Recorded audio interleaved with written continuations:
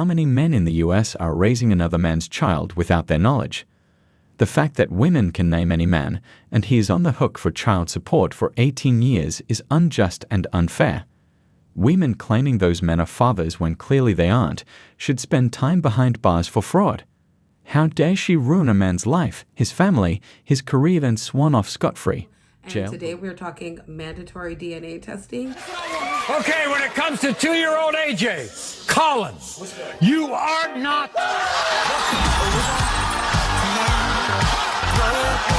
And we're just going to compare and contrast some of the reasons why people are for it and some of the reasons why people are against it. Follow that baby, boss. Boss, I'm that baby's daddy. Out of Pepe. So first and foremost, it will help reduce the amount of fraudulent child support. Of all that child support back. And if you cannot pay it back, you are going straight to jail. Do not pass go. Do not collect $200. Ladies are now being held accountable for their actions. So we know so many fathers out there are been paying or have been paying for kids that are not theirs. And you do not get back child support for the child that you've been paying that's not yours. So let's just say the child is 8 years old and you've been paying for the last 8 years, and on that 8th birthday you find out that it's not yours. You do not get that money back. The best that they could do for you is to make sure that going forward you do not pay, but then it's also still a big legal issue if you sign the birth certificate to get yourself removed and figure out who the actual father is so that they can begin to take over. It's a little to a lot of some logistics. And also to emotional distress. This is on all parties, the child, the father, and the mother, that they are, going to have to deal with the trauma if they, did have the wrong father. The child is, has built a bond, the father has built a bond, the family themselves have curated this bond that is now going to be, forever disrupted. So this is an emotional distress on the whole family that, people are going to need therapy. It's going to take a lot to work toward. Also, we need to talk about fraud within the hospitals. So hospitals, this isn't, today or tomorrow, this isn't the first time that it's happened, but hospitals have, accidentally switched babies, or sometimes on purpose switched babies. Sometimes when women go for, fertility treatment, sometimes doctors, have been injecting their own sperm. So this is another way to just at least know. Story with a lady on TikTok that she'd found out that her 5-year-old daughter was not hers, and she had to go back, and then her child had been adopted to a bad family, and it just caused a lot of turmoil. And she was married, so imagine the awkwardness that her and her husband had to. He obviously. Another big issue with mandatory DNA testing is the distrust that it causes. Or I've been married for over 10 years.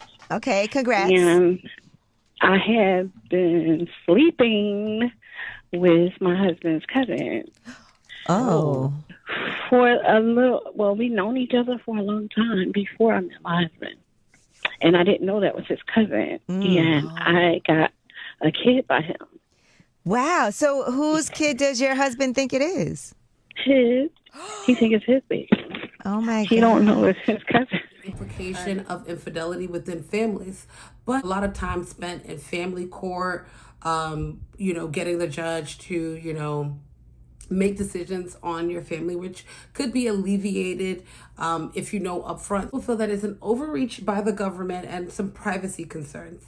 My thoughts on this is that if you've involved the government into paying for your housing, paying for your food, paying for your childcare, paying for, giving money, paying for your entire well-being, I don't see how you could see that this is an overreach for them, where they're just trying to figure out and where their money is going. One could say that them trying to actually implement mandatory DNA testing would be very costly and a lot of logistical loopholes into getting it set up, which is very true. However, I feel that in the long run, they will be able to get their money back via the government's. If they were paying 100%, maybe they'll not be paying 80, 70, 60, et cetera, et cetera. So that will reduce the government's spending per household. Is Maury and the horror story that Maury is and was, and the hundreds and thousands of lives and families that were destroyed because of Maury. In the case of 2-year-old Denver, Damon, you are not.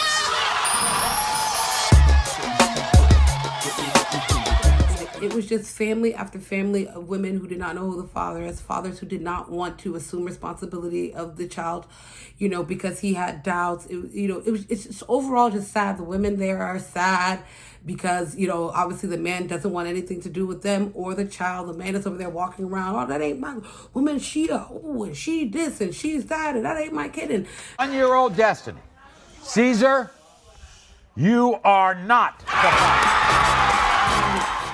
She runs to the back when she finds out that he's not the father, and he's up there doing the joyous dance of him not being the father, or it's I told you so. And even if I did tell you so, he still doesn't want to be a part of the family. So it's still a broken home. It's just episode after episode of broken home after broken home, destroyed family after destroyed family. And I want to know that the Maury show did their, due diligence to try to help these people, whether it's getting them therapy or getting them, or whether it was getting them therapy or getting them some kind of assistance to help them get off that, get on their feet, because obviously the person in their life, the person who will help them create that child is no longer wanting to assume any responsibility. And you also just feel so bad for these, you feel so bad for these women. Some of them have 2 and 3 kids and 2 and 3 baby daddies. And, they obviously don't have a stable familial situation. Like the Maury show exploited a lot of these people because they knew that these people were not financially well off. And they used the story and the situation that they were in for TV ratings. And they paid them some, minuscule amount of money to come on TV and essentially embarrassing themselves by showing the world that they had no control over their womb. And even the women who have to come on and show 5, 6, 7 dudes that they're testing, it's just sad. It's like when I really look back, I used to watch more. So I'm saying this as those people who were one of those who watched the show so intrigued, oh man, you're not the daddy. And it's like, okay, no. When you really look at the bigger picture of this, it was actually really sad.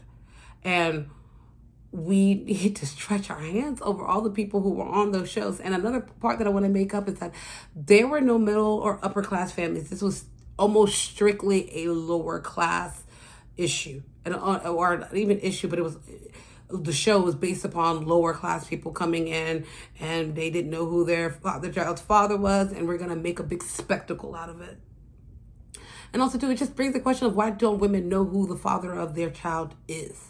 Just what is this aura of doubt? What is the skepticism of it's John or Jacob or Jeremiah, whoever the father is? What is this aura of skepticism? We should know who we are sleeping with and who has the potentials to be that child's father, and also to making sure that we procreate with people that want to possibly be at least a part of our child's lives, or even will show some kind of respect, because on the show it was just so sad to see the women being disrespected in the capacity in which they were.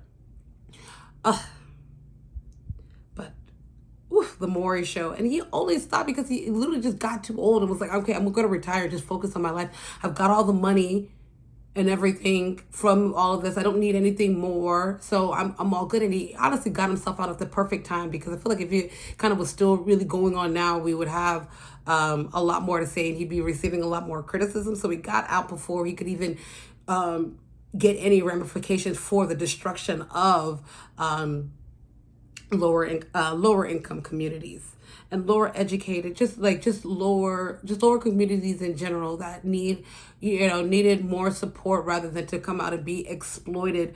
And also to